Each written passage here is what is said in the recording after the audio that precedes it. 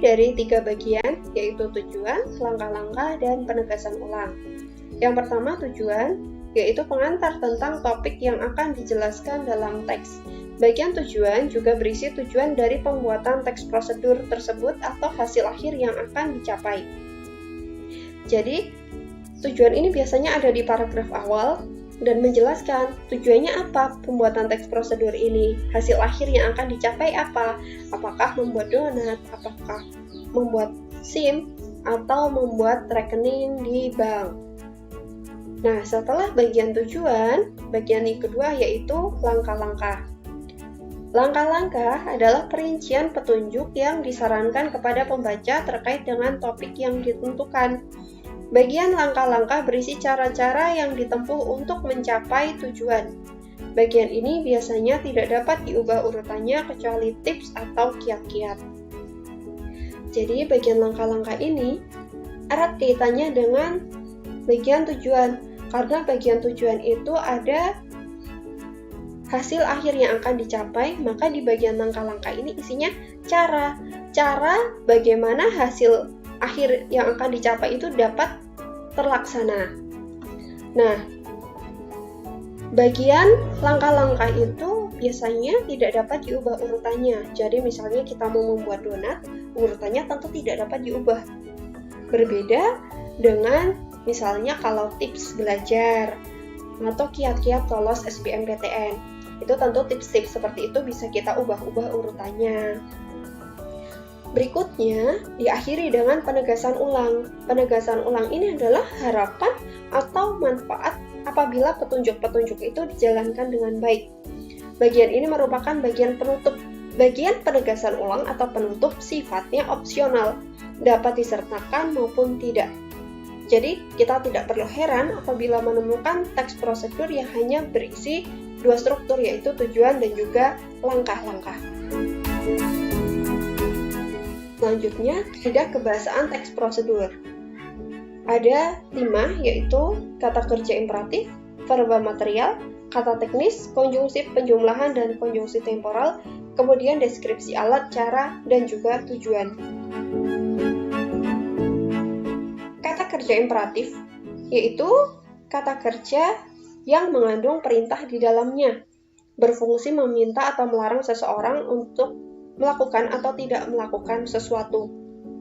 Contohnya menggunakan kata carilah, temukan, masukkan, pilihlah, tekan, dan lain-lain, yang kira-kira kata itu menyuruh kita atau melarang kita untuk melakukan sesuatu. Selanjutnya, verba material. Verba material ini adalah kata kerja berimbuhan pada sebuah tindakan yang dilakukan oleh fisik orang yang melakukan. Jadi kata kuncinya adalah kata kerja berimbuhan pada sebuah tindakan yang dilakukan oleh fisik. Jadi kata kerja berimbuhan yang dilakukan oleh fisik. Contohnya membuat, kemudian mempersiapkan. Membuat ini kan dari kata kerja buat, dan mempersiapkan dari kata dasar, maksud saya dari kata dasar buat, dan mempersiapkan dari kata dasar siap. Dan keduanya dilakukan oleh fisik. Berikutnya, menggunakan kata teknis. Kata teknis adalah kata-kata yang memiliki makna khusus pada suatu bidang tertentu atau topik yang dibahas. Contohnya error, cancel, saldo, rekening.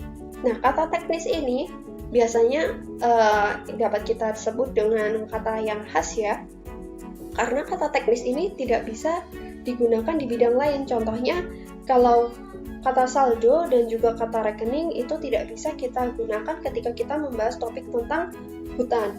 Tidak bisa kita gunakan ketika kita membahas topik tentang banjir. Karena masing-masing bidang itu, masing-masing topik itu memiliki kata khasnya sendiri, kata teknisnya sendiri. Seperti itu. Berikutnya, konjungsi penjumlahan dan juga konjungsi temporal. Konjungsi adalah kata-kata yang digunakan untuk menghubungkan kata dengan kata atau kalimat dengan kalimat. Contohnya, kalau konjungsi penjumlahan itu kata dan juga serta. Kalau konjungsi temporal ada kemudian, berikutnya, selanjutnya, setelah itu, dan sebagainya. Di sini juga ada contoh kalimat. Yang pertama, gunakan sisir bulat dan pengering rambut. Dia menggunakan konjungsi penjumlahan dan. Yang kedua, tuliskan email serta password yang kalian miliki. Dia menggunakan konjungsi penjumlahan serta. Yang ketiga, baluri daging dengan bumbu yang sudah disiapkan kemudian tusuk menggunakan tusuk sate. Dia menggunakan konjungsi temporal kemudian. Menggunakan deskripsi alat, cara, dan tujuan. Jika prosedur berupa resep dan petunjuk penggunaan alat, akan digunakan gambaran terperinci tentang benda dan alat yang dipakai, termasuk ukuran, jumlah, dan juga warna. Contohnya, siapkan komponennya berupa gelas, blender, tutup blender, dan sendok pengaduk. Setelah itu, cek terlebih dahulu apakah blender tersebut berfungsi dengan baik. Nah, di sini dia ada deskripsi alat. Alatnya ada gelas, blender, tutup blender, dan sendok pengaduk. Nah, kalau adverbia atau kata keterangan adalah kelas kata yang memberikan keterangan kata lain seperti verba atau kata kerja atau juga adjektiva atau kata sifat. Contohnya, di dalam teks prosedur ini menggunakan keterangan tempat juga bisa. Masukkan ragi ke dalam air, kemudian aduk hingga merata. Ini kan ada keterangan tempatnya. Masukkan ragi ke dalam air, kemudian aduk hingga rata. Tempatnya adalah ke dalam air. Kemudian juga keterangan alat. Kocok 2 butir telur dalam sebuah wadah menggunakan sendok. Seperti ini, dalam kalimat ini siapkan komponennya berupa gelas, blender, dan tutup blender, dan sendok pengaduk. Maka alatnya adalah gelas, blender, tutup blender, dan juga pengaduk. Selain itu, ada juga yang namanya keterangan syarat yang tidak saya tulis di sini. Keterangan syarat itu menggunakan kata jika. Misalnya, jika sudah panas, masukkan adonan donat ke penggorengan. Contohnya seperti itu. Maka syaratnya adalah jika sudah panas, kita boleh melanjutkan ke langkah selanjutnya, yaitu memasukkan adonan donat ke penggorengan. Itu adalah keterangan syarat. Tidak bisa dilakukan sebelum langkah sebelumnya terpenuhi. Untuk itu, mari kita mengamati contoh analisis teks prosedur yang sudah saya siapkan.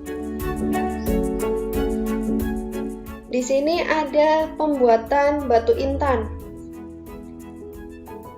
Intan hanya dapat dipotong dan dibentuk dengan menggunakan intan lain. Ini karena intan adalah zat yang paling keras yang pernah dikenal. Setiap kristal intan hanya dapat dipotong dari arah tertentu di sepanjang bagian yang tidak terlalu keras. Meskipun demikian, dibutuhkan waktu berjam-jam untuk memotong intan. Intan juga dapat dibelah di sepanjang 4 arah berbeda yang memotong kristal. Ini masih tujuan ya, masih tujuan. Kemudian hampir semua intan berpotongan berlian. Ini berarti faset-faset permukaan batu mulia dipotong pada sudut-sudut yang benar-benar tepat untuk menghasilkan kilauan terbaik. Setiap faset berfungsi seperti sebuah cermin yang berkilap di dalam batu mulia. Faset tersebut memantulkan cahaya dan memisahkannya menjadi warna-warna pelangi. Ada beberapa tahap yang berbeda dalam pembentukan kristal intan menjadi potongan batu mulia. Berikut langkah-langkah dalam pembentukan intan. Nah, ini adalah struktur tujuan. Kita lanjutkan. Sediakan alat dan bahan yang diperlukan. Anda dapat memotong kristal intan menggunakan piringan perunggu tipis yang dilapisi debu intan dan minyak zaitun. Lalu dilanjutkan dengan beberapa langkah-langkah yang harus diikuti agar dapat menjadi sebuah intan. Nah, ini merupakan struktur langkah-langkah. Nah, apakah teks ini memiliki struktur penegasan ulang? Kalau kita lihat tidak ya, teks ini tidak memiliki struktur penegasan ulang. Jadi dia hanya memiliki 2 struktur, yaitu tujuan dan juga langkah-langkah. Kemudian kaidah kebahasaan yang kita temukan ada verba material, yaitu memotong, dibentuk, dipotong, dibuang, mengasah, memperhalus, diputar, dibentuk, menempelkan, diasah, dilapisi. Di sini sudah ditandai dengan warna merah kata-kata tersebut. Nah, selain itu juga ada konjungsi temporal, ada kemudian, setelah, dan juga ketika.